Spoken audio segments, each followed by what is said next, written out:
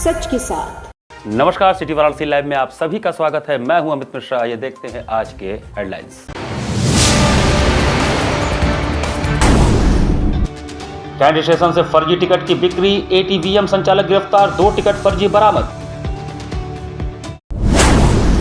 आषाढ़ माह के कृष्ण पक्ष की अष्टमी तिथि पर मनाई गई शीतलाष्टमी। उत्तम स्वास्थ्य की कामना के लिए महिलाओं ने रखा व्रत, माता शीतला को लगाया बसौड़ा का भोग।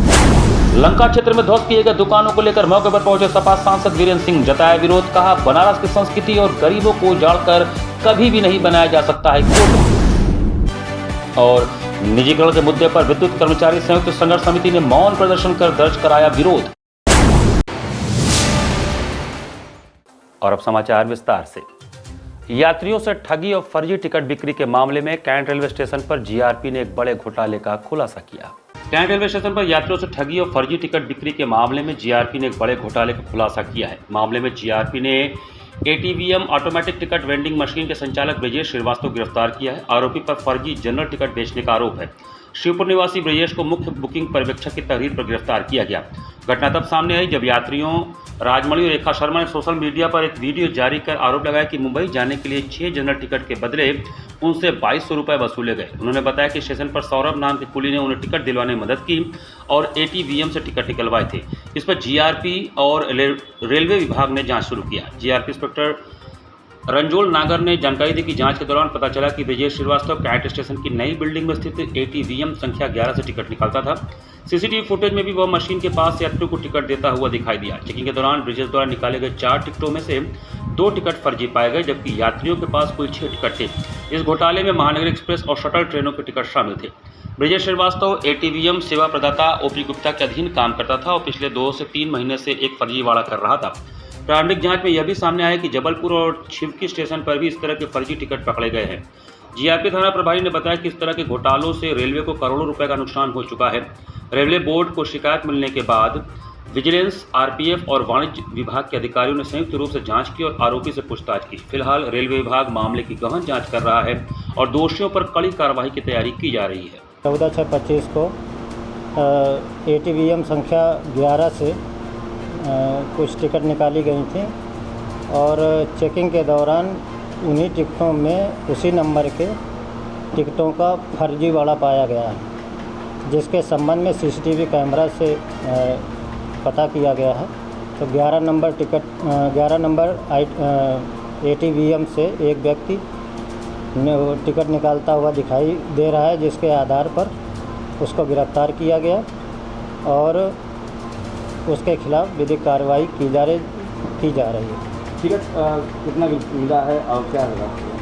4 टिकट उसके द्वारा निकाली गई थी और जो बेची गई हैं ग्राहकों को वो 6 टिकट हैं, 2 टिकट फर्जी हैं।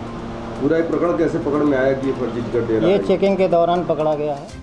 लंका थाना क्षेत्र में पुराने खाने पीने की दुकानों के ध्वस्तीकरण पर चंदौली सांसद वीरेंद्र सिंह ने घटनास्थल पर पहुंचकर मीडिया कर्मियों से बातचीत में सरकार को आड़े हाथों लिया। लंका थाना क्षेत्र में लगभग 70 साल पुराने दुकान पहलवान लस्सी और चाची कचौड़ी सहित दर्जनों दुकानों पर बुलडोजर चलवाकर जमींदोज करवा दिया गया। इसी संदर्भ में गुरुवार को चंदौली के सांसद वीरेंद्र सिंह घटनास्थल पर पहुंचे और वहां का निरीक्षण किया। इस दौरान मीडिया कर्मियों से बातचीत में उन्होंने बताया कि प्रधानमंत्री नरेंद्र मोदी काशी के विचार और काशी की जो विरासत और परंपरा है वह कभी नहीं समझ सकते, क्योंकि वह गुजरात के रहने वाले हैं। हमारे प्रधानमंत्री जी बनारस की आत्मा से जुड़े हुए नहीं, उनको जानकारी नहीं है कि असल में बनारस कहाँ बसता है, बनारस की आत्मा कहाँ कहाँ है। जैसे हम लोग भी काशी विद्यापीठ के छात्र रहे और यहाँ बैठ करके जरूरत पड़ने पर जब मेस बंद होते थे या कभी बंद रहता था तो शाम को कचौड़ी खाते थे, लस्सी पीते थे और यहाँ हम लोग बैठकर कुछ बातें करते थे। उन्होंने कहा कि बनारस की गलियों का महत्व है, बनारस की संस्कृति, सभ्यता, उसकी पहचान में और धार्मिकता में, यह सब यहाँ के लोगों को बताना चाहिए। प्रधानमंत्री काशी के वासी नहीं हैं, उनको यह नहीं मालूम है कि काशी के लोगों की आत्मा कहाँ बसती है। हम नहीं चाहते हैं कि एक गरीब की झोपड़ी को खत्म कर दिया जाए। बाकी देशों में भी बहुत से शहरों का डेवलपमेंट हुआ है, लेकिन उसके हृदय को बरकरार रखा गया है, उसकी पुरातनता को बरकरार रखा गया है। उन्होंने जोर देकर कहा कि काशी कभी भी क्योटो हो ही नहीं सकता। बनारस की गलियों का क्या महत्व है, बनारस के संस्कृति, सभ्यता और उसकी पहचान में और धार्मिकता में, ये सब यहाँ के लोगों के द्वारा बताना चाहिए माननीय प्रधानमंत्री जी को। और प्रधानमंत्री को इसलिए पता नहीं है कि प्रधानमंत्री काशी के वासी नहीं है, इसलिए उनको ये नहीं मालूम है कि काशी के लोगों की, काशी की आत्मा कहां बसती है। हम नहीं चाहते हैं बहुत बड़ी अट्टालिका, हम नहीं चाहते हैं कि एक गरीब का झोपड़ी जो है उसको खत्म कर दिया जाए। बहुत से शहरों का बाकी देशों में भी डेवलपमेंट हुआ है, लेकिन उसके हेरिटेज स्वरूप को बरकरार रखा गया है, उसकी पुरातनता को बरकरार रखा गया है। और जब पुरातनता के साथ आधुनिकता आती है तो उसकी खूबसूरती और बढ़ जाती है। मैं अभी क्योटो गया था, जिसकी तुलना माननीय प्रधानमंत्री जी ने चुनाव से पहले किया था। क्योटो का अपना एक अलग पहचान है, अलग स्वरूप है। काशी का अपना अलग स्वरूप है। काशी कभी क्योटो हो ही नहीं सकती। विद्युत कर्मचारी संयुक्त संघर्ष समिति ने मौन प्रदर्शन कर निजीकरण का विरोध दर्ज कराया। निजीकरण के मुद्दे पर विद्युत कर्मचारी संयुक्त संघर्ष समिति ने मौन प्रदर्शन कर दर्ज कराया विरोध। विद्युत कर्मचारी संयुक्त संघर्ष समिति के तत्वावधान में गुरुवार को सैकड़ों बिजली कर्मियों ने नियामक आयोग पर प्रदर्शन कर अपना विरोध दर्ज किया। संघर्ष समिति ने आरोप लगाया है कि निजी घरानों के दबाव में निजीकरण के आरएफपी डॉक्यूमेंट पर विद्युत नियामक आयोग से अभिमत लेने की तैयारी है, जिससे बिजली कर्मियों में भारी गुस्सा व्याप्त हो गया है। उधर बिजली कर्मियों को उत्पीड़न की दृष्टि से किए गए बड़े पैमाने पर ट्रांसफर एवं लेन देन की बात वायरल होने के विरोध में आज वाराणसी में बिजली कर्मचारियों ने अनिश्चितकालीन सत्याग्रह शुरू कर दिया। विद्युत कर्मचारी संयुक्त संगठन समिति के पदाधिकारियों ने आरोप लगाया है कि पूर्वांचल विद्युत वितरण निगम एवं दक्षिणांचल विद्युत वितरण निगम के निजीकरण के आरएफपी डॉक्यूमेंट पर विद्युत नियामक आयोग को तत्काल अभिमत देने के लिए निजी घरानों और पावर कारपोरेशन प्रबंधन दबाव डाला जा रहा है। संघर्ष समिति ने कहा कि संभावना बताई जा रही है कि निजी घरानों के दबाव में विद्युत नियामक आयोग किसी भी समय अपना अभिमत पावर कारपोरेशन प्रबंधन को दे सकता है। इसके विरोध में सैकड़ों बिजली कर्मचारियों ने विद्युत नियामक आयोग के कार्यालय के मुख्य द्वार पर मौन प्रदर्शन किया। बिजली कर्मी अपने हाथ में तख्तियां लिए हुए थे, जिसमें लिखा था कि कारपोरेट के दबाव में निजीकरण स्वीकार नहीं किया जा सकता। नेता प्रतिपक्ष कांग्रेस सांसद राहुल गांधी के जन्मदिन पर एनएसयूआई उत्तर प्रदेश पूर्वी की ओर से स्वच्छता अभियान चलाया गया। लोकसभा में नेता प्रतिपक्ष और रायबरेली से सांसद राहुल गांधी के जन्मदिन के अवसर पर बुधवार को एनएसयूआई उत्तर प्रदेश पूर्वी की ओर से स्वच्छता अभियान का आयोजन किया गया। यह अभियान एनएसयूआई प्रदेश अध्यक्ष ऋषभ पांडे के निर्देश पर वाराणसी के विभिन्न विश्वविद्यालयों और महाविद्यालयों में चलाया गया। एनएसयूआई जिलाध्यक्ष शशांक सिंह ने बताया कि राहुल गांधी के जन्मदिन को सेवा और संकल्प दिवस के रूप में मनाते हुए संगठन ने निर्णय लिया है कि हर महीने की 19 तारीख को जिले के सभी शैक्षणिक संस्थानों में स्वच्छता अभियान चलाया जाएगा। उन्होंने कहा कि महात्मा गांधी का स्वच्छ भारत का सपना अब हम सभी की जिम्मेदारी है, जिसे हम राहुल गांधी की प्रेरणा से आगे बढ़ाएंगे। कार्यक्रम की शुरुआत पोस्टर विमोचन के साथ हुआ, जिसमें स्वच्छता के प्रति जागरूकता फैलाने का संकल्प लिया गया। इस दौरान छात्र छात्राओं और कार्यकर्ताओं ने परिसर की साफ सफाई पर स्वच्छता का संदेश दिया। इस अवसर पर एनएसयूआई उत्तर प्रदेश पूर्वी के प्रदेश उपाध्यक्ष संदीप पाल, जिलाध्यक्ष शशांक सिंह, महात्मा गांधी काशी विद्यापीठ इकाई अध्यक्ष गौतम शर्मा, प्रिंस यादव, ओमजीत सिंह, आसिफ, आशुतोष गौतम, गौरव मिश्रा, राघवेंद्र, अजय पाल, लकी पाल, प्रदीप पाल समेत कई कार्यकर्ता मौजूद रहे। आज हम सभी ने बहुजन नायक और अपने नेता राहुल गांधी जी के जन्मदिन के शुभ अवसर पर प्रदेश अध्यक्ष ऋषभ पांडे जी के नेतृत्व में एक पोस्टर विमोचन किया गया है महात्मा गांधी काशी विश्वविद्यालय में। और ये पोस्टर विमोचन में प्रदेश अध्यक्ष जी का सख्त निर्देश था कि हम जिस प्रकार प्रदेश में और तमाम अपने देश में जिस प्रकार भारत के प्रधानमंत्री श्री नरेंद्र मोदी जी ने ये कहते हुए सुना है कि बार बार वो स्वच्छ भारत की बात करते हैं, लेकिन आज आप देख लीजिए किस प्रकार हमारा प्रदेश और हमारा जिला जिस शहर में और माँ गंगा की सफाई के नाम पे वो देश को ठगने का काम किए। आज हम सभी ने ये स्वच्छता का अभियान महात्मा गांधी काशी विद्यापीठ में गांधी जी की प्रतिमा के समक्ष आज हम अपने नेता बहुजन नायक श्री राहुल गांधी जी के जन्मदिन के अवसर पर एक पोस्टर विमोचन हुआ है, जिसमें हम सभी ने यह तय किया है कि प्रत्येक माह के 19 तारीख को हम सभी पूरे प्रदेश में विश्वविद्यालय कस्बों में जाकर स्वच्छता अभियान चलाएंगे और स्वच्छ भारत का नींव रखेंगे। उत्तर प्रदेश में मत्स्य पालकों को कृषि दर्जा न मिल पाने को लेकर किसान कांग्रेस के प्रदेश प्रवक्ता संजय चौबे ने गुरुवार को कचहरी क्षेत्र में पत्रकार वार्ता किया। उत्तर प्रदेश किसान कांग्रेस पूर्वी जोन के प्रदेश प्रवक्ता संजय चौबे ने गुरुवार को कचहरी क्षेत्र में पत्रकार वार्ता करते हुए बताया कि पत्र संख्या 11/6/17 111/2014, 111/6/2008 को उस समय प्रदेश में समाजवादी पार्टी की सरकार में प्रमुख सचिव उत्तर प्रदेश शासन ने सरकार की मंशा को पत्रांक के माध्यम से बताया कि उत्तर प्रदेश में मत्स्य पालकों को कृषि का दर्जा दिया गया है। पत्र में उन्होंने बताया कि मत्स्य पालकों को कृषि की दर पर पानी भराव के लिए बिजली सप्लाई किया जाए तथा मत्स्य पालकों को अनुदानित दर पर लोन दिया जाए तथा प्राकृतिक आपदा से बचने के लिए बीमा सुरक्षा, विपणन, अभिलेखों के पंजीयन में स्टाम्प शुल्क में छूट भी दिया जाए एवं इन योजनाओं का व्यापक स्तर पर प्रचार प्रसार किया जाए। लेकिन बड़े दुख के साथ कहना पड़ रहा है कि 11 वर्ष बीत जाने के बाद भी मत्स्य पालकों को कृषि की सुविधाएं नहीं मिल पा रही हैं। 2 साल पहले तो यदि कोई मत्स्य पालक पोखरा खुदवा कर बिजली का कनेक्शन लेने जाता था तो अधिकारी सीधे कमर्शियल रेट पर एस्टीमेट बना देते थे। लेकिन आज की स्थिति यह है कि कई अधिशासी अभियंताओं ने बताया कि मत्स्य को कृषि का दर्जा संबंधी कोई आदेश पारित हुआ है, लेकिन उनके पास कोई आदेश की कॉपी नहीं है। लेकर आइए तो बताएंगे। चौबे ने बताया कि कितनी शर्मनाक बात है कि आदेश की कॉपी बिजली विभाग में नहीं है, जबकि आदेश पारित हुए 11 साल हो गए हैं। तो यह आज तक मत्स्य पालकों का कितना शोषण किए होंगे, यह जांच का विषय है और इस शर्मनाक स्थिति पर बिजली मंत्री, कृषि मंत्री और मत्स्य मंत्री को तत्काल प्रभाव से इस्तीफा दे देना चाहिए। श्री चौबे ने आगे कहा कि कितना सरकारों द्वारा बजटें पास की गई हैं, कितना विभागों द्वारा किसानों को लाभ पहुंचाया गया है कि नहीं, प्रथम दृष्टया व्यापक पैमाने पर घालमेल प्रतीत होता है। इसकी जांच यदि सुप्रीम कोर्ट की देखरेख में SIT से कराई जाए तो सच्चाई सामने आ सकती है। मत्स्य निदेशकों द्वारा मत्स्य को कृषि का दर्जा दिए जाने के शासनादेश के साथ मछली अधिकारियों, बिजली अधिकारियों, बैंक अधिकारियों एवं विपणन अधिकारियों, ग्राम प्रधानों एवं स्वयंसेवी संस्थानों के द्वारा विज्ञापनों, होर्डिंगों और पर्चे के द्वारा प्रचार प्रसार करना चाहिए था, जिससे प्रत्येक मत्स्य पालकों को सरकार की योजनाओं का लाभ मिल जाता। लेकिन ऐसा नहीं हो पाया, जिसके लिए सीधे सत्तासीन सरकारें एवं वर्तमान सरकारें दोषी हैं, जो अपने ही शासनादेश का पालन नहीं कर पा रही हैं। सरकार कानून पास करेगी, सरकार दर्जा देगी और उसका कानून धरातल पे नहीं आएगा तो लोग सीधी जिम्मेदारी जनता पे डाल देते हैं कि आप गए थे वहाँ पे, शिकायत किए थे। मैं बता दूं कि 2 साल पहले हम लोग खुद जो है, मैं खुद एक मत्स्य पालक हूँ। मैंने तालाब खुदवाया, मैंने रिसीविंग कराया एक्सचेंज ऑफिस से और रिसीविंग की कॉपी भी हमारे पास है, लेकिन उसका एस्टीमेट बना दिया गया कमर्शियल दर पे, कृषि रेट पे नहीं बनाया गया। तो अब ये बताइए कि सरकार जनता के लिए है कि जनता सरकार के लिए है? सरकार यदि जनता के लिए है तो उसको शिकायत क्या बात है? अगर ऑफिस में वो गया है तो उसको तत्काल प्रभाव से लाभ मिलना चाहिए। किसान संगठनों को भी इसके लिए जिम्मेदार मानते हैं आप?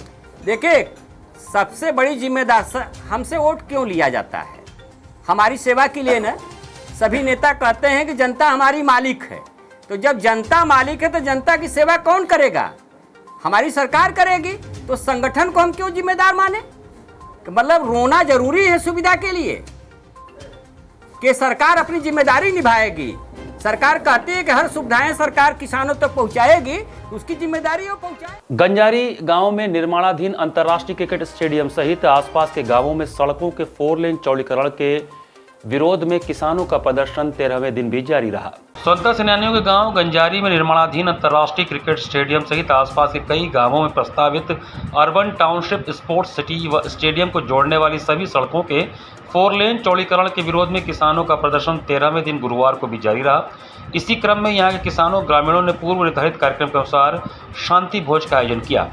बताते चले कि प्रदर्शन के 10वें दिन धरनारत किसानों ने सिस्टम का श्राद्ध कर यह घोषणा भी किया था कि जबरन भूमि अधिग्रहण रद्द नहीं होगा तो सिस्टम का 13वीं भी करेंगे। इसमें सैकड़ों लोगों ने हिस्सा लिया। इसके बाद आंदोलन के अगले चरण की घोषणा करते हुए प्रधानमंत्री, मुख्यमंत्री, सांसदों, विधायकों एवं जिम्मेदार लोगों को पत्र भेजकर यहां की वर्तमान स्थिति से अवगत कराया जाएगा। धरनास्थल पर अपने दर्जनों कार्यकर्ताओं के साथ पहुंचे मनरेगा मजदूर यूनियन के संयोजक सुरेश राठौर ने आंदोलन को समर्थन देते हुए कहा कि यहाँ के गांव देश के स्वतंत्रता आंदोलन की गढ़ हैं। प्रशासन द्वारा इस जबरन भूमि अधिग्रहण का निर्णय दुर्भाग्यपूर्ण है। पूर्वांचल किसान यूनियन ने धरने के बाद निर्णय लिया कि प्रभावित गांवों में पदयात्रा निकालकर लोगों से इस आंदोलन में शामिल होने की अपील करेगा। पदयात्रा आगामी दिनों धरनास्थल से शाम 4 बजे से निकलेगा।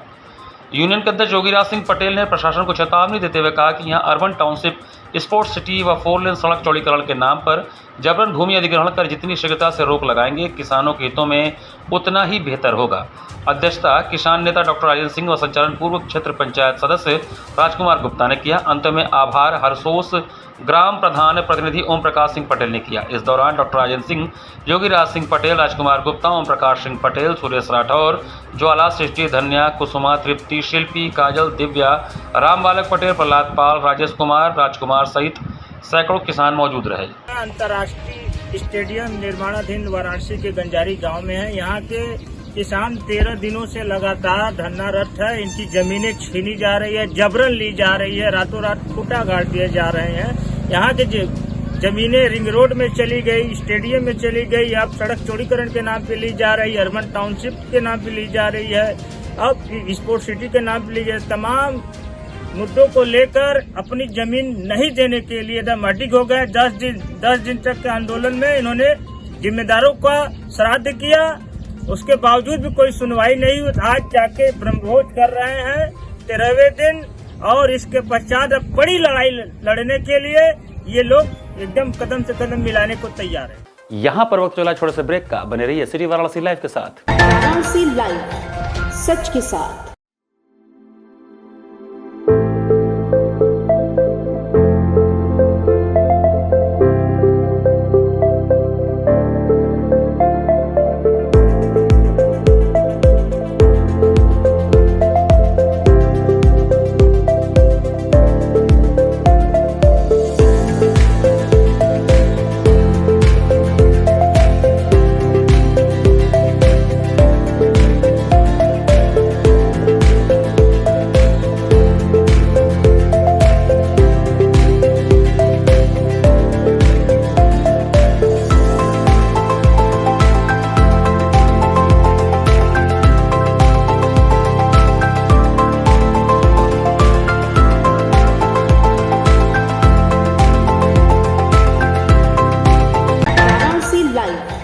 सच के साथ। ब्रेक के बाद आपका स्वागत है। डेंगू, चिकनगुनिया एवं मलेरिया रोगों के उपचार एवं प्रबंधन को लेकर होटल क्लार्क्स में प्रशिक्षण कार्यशाला का आयोजन किया गया। जनपद में डेंगू, चिकनगुनिया एवं मलेरिया रोगों के उपचार और प्रबंधन को लेकर Godrej consumer product limited GCPL के सहयोग से तकनीकी सहयोगी संस्था पात CHRI के द्वारा डेंगू, चिकनगुनिया व मलेरिया रोगियों के उपचार और प्रबंधन पर होटल क्लार्क्स में प्रशिक्षण कार्यशाला का आयोजन किया गया, जिसमें निजी व राजकीय क्षेत्र के चिकित्सकों ने प्रतिभाग किया। इस कार्यशाला में मुख्य चिकित्सा अधिकारी डॉक्टर संदीप चौधरी ने डेंगू एवं चिकनगुनिया पीड़ित रोगियों के उपचार व प्रबंधन एवं मलेरिया के उपचार पर BHU के professor doctor Nilesh Kumar, professor doctor Gopal Nath ने निजी व राजकीय क्षेत्र के चिकित्सकों, नर्सिंग होम संचालकों को प्रशिक्षित किया। मुख्य चिकित्सा अधिकारी डॉक्टर संदीप चौधरी ने डेंगू के उपचार के संबंध में बताया कि प्लेटलेट्स की कमी डेंगू पीड़ितों की मौत का कारण नहीं है। अंतर्राष्ट्रीय मानकों के अनुसार जब तक किसी मरीज का प्लेटलेट काउंट 10,000 से कम न हो और सक्रिय रक्तस्राव न हो रहा हो, तब तक उसे प्लेटलेट ट्रांसफ्यूजन की आवश्यकता नहीं होती है। डेंगू के इलाज में प्लेटलेट ट्रांसफ्यूजन प्राथमिक इलाज नहीं है। उन्होंने कहा कि डेंगू बुखार एक मच्छर जनित रोग है। यह 4 प्रकार के डेंगू वायरस में से किसी एक के कारण होता है, जो एक संक्रमित मादा एडीज एजिप्टाई अथवा एडीज एल्वोपिकस मच्छर के काटने से फैलता है। डेंगू के सामान्य लक्षणों में तेज बुखार, नाक बहना, त्वचा पर हल्के लाल चकत्ते, खांसी और आंखों के पीछे और जोड़ों में दर्द शामिल है। हालांकि कुछ लोगों को लाल और सफ़ेद धब्बेदार चकत्ते विकसित हो सकते हैं, जिसके बाद भूख में कमी, मितली, उल्टी आदि हो सकती है। डेंगू से पीड़ित मरीजों को चिकित्सकीय सलाह लेनी चाहिए, आराम करना चाहिए और बहुत सारे तरल पदार्थ पीने चाहिए। बुखार को कम करने और जोड़ों के दर्द को कम करने के लिए पैरासीटामोल लिया जा सकता है। हालांकि एस्पिरिन या आइबुप्रोफेन नहीं लिया जाना चाहिए, क्योंकि वे रक्तस्राव के जोखिम को बढ़ा सकते हैं। प्रोफेसर डॉक्टर नीलेश कुमार के द्वारा बताया गया कि प्रदेश में वर्ष 2024 में मलेरिया से कोई भी मृत्यु नहीं हुई है। उत्तर प्रदेश में 2027 तक मलेरिया उन्मूलन की दिशा में कार्य किया जाना है, जिससे कि मलेरिया के संचरण को रोका जा सके तथा वर्ष 2030 तक मलेरिया उन्मूलन के लक्ष्य को प्राप्त किया जा सके। इस कार्यशाला में CMS doctor Brijesh Kumar, regional coordinator doctor Ojaswini Trivedi, अपर मुख्य चिकित्सा अधिकारी डॉक्टर SS कनौजिया, अधीक्षक डॉक्टर RB यादव, प्रभारी चिकित्सा अधिकारी, निजी नर्सिंग होम के चिकित्सक सहित राजकीय क्षेत्र के चिकित्सक, जिला मलेरिया अधिकारी शरद चंद्र पांडे उपस्थित रहे। मानस सिंदूर रामकथा के 6 दिन मुरारी बापू ने मंत्र जाप से सिद्धि और सिद्धि से भी अधिक महत्वपूर्ण शुद्धि की बात कही। मानस सिंदूर रामकथा के 6 दिन मुरारी बापू ने कहा कि मंत्र जप से सिद्धि मिलती है, लेकिन सिद्धि से भी अधिक महत्वपूर्ण शुद्धि है। जप करते समय यदि आंतरिक ऊर्जा ऊपर उठने लगे तो उस समय सद्गुरु का स्मरण करना चाहिए, क्योंकि गुरु के पास ऊर्जा तत्व का स्विच होता है जो ऊर्जा को नियंत्रित कर सकता है। किसी भी मंत्र की साधना के लिए गुरु की आवश्यकता होती है। जप करते समय जब रोमांच पैदा हो, शरीर पुलकित हो जाए, आंखों से आंसू बहने लगे तो यह साधक के लिए शुभ संकेत है। जब माला हाथ में रुक जाए और देह भान भूल जाए तो यह बहुत उच्च अवस्था मानी जाती है। कथा संवाद में आगे बढ़ते हुए बापू ने विष्णुगिरी दादाजी के एक सूत्र के संदर्भ में 4 बातें समझाईं। 1. किसी व्यक्ति के प्रति असीम मोह हो तो काम प्रकट होता है। 2. किसी वस्तु के प्रति मोह बढ़ जाए तो क्रोध उत्पन्न होता है। 3. धन के प्रति मोह बढ़ जाए तो लोभ उत्पन्न होता है। और 4. स्थान के प्रति मोह बढ़ने से अहंकार उत्पन्न होता है। बापू ने सिंदूर दर्शन के संदर्भ में कबीर जी के पद का अर्थ समझाया। कबीर जी स्वयं को राम जी की दुल्हनियां समझते हुए कहते हैं, हे सखियों, मेरे विवाह में मंगल गीत गाओ, क्योंकि राजा राम मेरे पति बनकर आए हैं। भगवान राम मेरे पति बन रहे हैं, इसलिए मैं मदमाती हो गई हूँ। अपने शरीर को रसपूर्ण सरोवर बनाकर मैंने उसे अपनी विवाह वेदी बना लिया है। ब्रह्मा जी मंगल मंत्र गा रहे हैं। मैं धन्यभागी हूँ कि राम के साथ मंगल फेरे ले रही हूँ। इस विवाह में 33 करोड़ देवता और 88,000 ऋषि बाराती बनकर आए हैं। मेरा विवाह एक अविनाशी पुरुष से हो रहा है। कबीर जी के पद के मधुर रस दर्शन के साथ हरिनाम संकीर्तन की महिमा समझाते हुए बापू ने कहा कि कलयुग में परमात्मा को पाने का सफल, सहज और सरल साधन हरिनाम है। आषाढ़ माह के कृष्ण पक्ष की अष्टमी तिथि को शीतला अष्टमी पर भक्तों ने विधि विधान से मां का बसियौरा पूजन किया। गुरुवार को आषाढ़ माह के कृष्ण पक्ष की अष्टमी तिथि को शीतला अष्टमी मनाई गई। इस दिन उत्तम स्वास्थ्य की कामना के लिए व्रत रखकर माता शीतला का पूजन अर्चन किया गया। धार्मिक शास्त्रों के अनुसार चैत्र, वैशाख, ज्येष्ठ और आषाढ़ महीने के कृष्ण पक्ष की अष्टमी को शीतला अष्टमी पूजन करने की मान्यता है। इन चारों महीनों में अष्टमी तिथि को व्रत रखकर पूजा अर्चन करने से चेचक आदि से छुटकारा मिलता है। इस दौरान घर घर में माता शीतला की पूजा हुई। शीतला जनित रोगों को दूर करने की कामना से महिलाएं माता शीतला का व्रत करती हैं। माता शीतला को बसियौरा का भोग लगाया गया। व्रत के दिन घरों में चूल्हा नहीं जलता। गुरुवार को भोर से ही व्रती महिलाओं की शीतला माता के मंदिर में पूजन अर्चन के लिए भारी भीड़ रही। दशाश्वमेध घाट स्थित बड़ी शीतला मंदिर में सर्वाधिक भीड़ रही। भोर से ही मेले सा दृश्य देखने को मिला। मंदिर के उप महंत अवशेष पांडे कल्लू महाराज ने बताया कि शीतलाष्टमी व्रत करने से व्रती के कुल में दाह ज्वर, पीत ज्वर, विस्फोटक ज्वर, दुर्गंध युक्त फोड़े, चेचक, नेत्रों के समस्त रोग, शीतला की फुंसियों के चिन्ह तथा शीतला जनित दोष दूर हो जाते हैं। इस व्रत के करने से शीतला देवी प्रसन्न होती हैं। व्रत की विशेषता है कि शीतला देवी को भोग लगाने वाले सभी पदार्थ एक दिन पूर्व ही बना लिए जाते हैं, अर्थात शीतला माता को एक दिन का बासी शीतल भोग लगाया जाता है। इसलिए लोक में यह व्रत बसौड़ा के नाम से भी प्रसिद्ध है। जिस दिन व्रत रहता है उस दिन चूल्हा नहीं जलाया जाता। बता दें कि शीतलाष्टमी के व्रत में रसोई घर की दीवार पर 5 उंगली घी में डुबोकर छापा लगाया जाता है। उस पर रोली चावल चढ़ाकर शीतला माता के गीत गाए जाते हैं। इस दिन चौराहे पर भी जल चढ़ाकर पूजन करने का विधान है। फिर मोंठ बाजरा का बायना निकालकर उस पर रुपया रखकर अपनी सास के चरण स्पर्श कर उन्हें देने की प्रथा है। इसके बाद किसी वृद्धा को भोजन कराकर दक्षिणा दिया जाता है। शीतला अष्टमी के पावन पर्व पे बसियौरा पूजा मनाया जाता है, जो कि माता का ये चौथा बसियौरा पूजा है।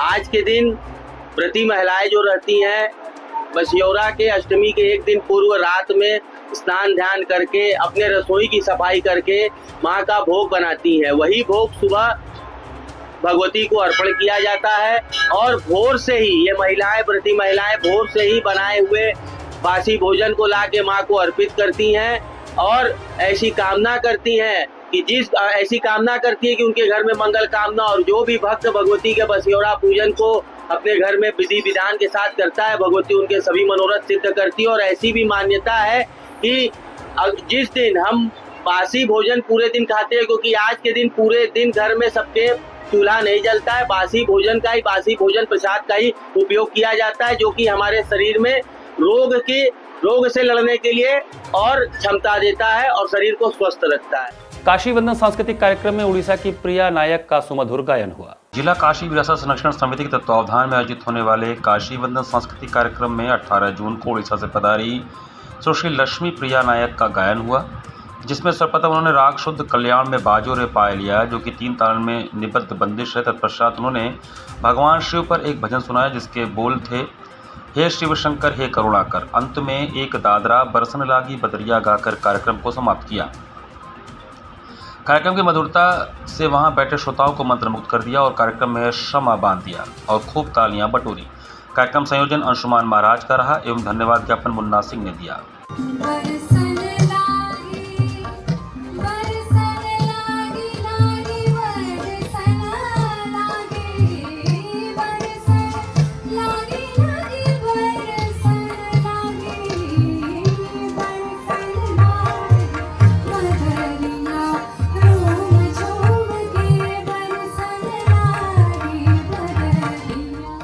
घाट संध्या कार्यक्रम में संस्कृति शर्मा ने कथक नृत्य का मनोहारी प्रदर्शन किया। जिला प्रशासन के अभिनव पहल पर बुधवार को सुबह बनास के अंतर्गत घाट संध्या कार्यक्रम में वाराणसी की युवा कलाकार संस्कृति शर्मा ने उत्तर भारत के प्रसिद्ध कथक नृत्य का शुभारंभ गणेश वंदना, तत्पश्चात शिव स्तुति, तराना एवं समापन भाव नृत्य ठुमक चलत रामचंद्र से किया। कलाकार ने पद, लय, ताल, अंग संचालन के माध्यम से दर्शकों के हृदय को आह्लादित किया। कलाकार को प्रमाण पत्र एवं आशीर्वचन सरस्वती उपाध्याय एवं सुरेंद्र कुमार ने प्रदान किया। कार्यक्रम का संयोजन सुबह बनास के सचिव संस्थापक डॉक्टर रत्नेश वर्मा ने किया। कार्यक्रम का सफल संचालन सीमा केशरी ने किया। इस अवसर पर भारी संख्या में दर्शकगण उपस्थित रहे।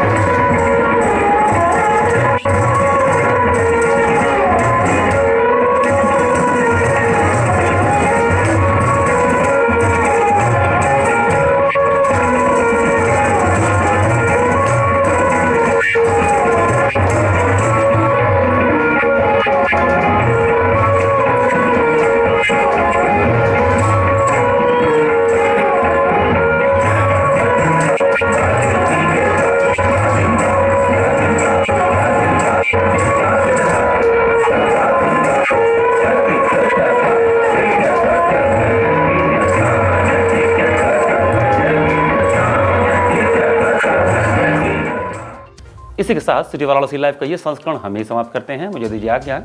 नमस्कार।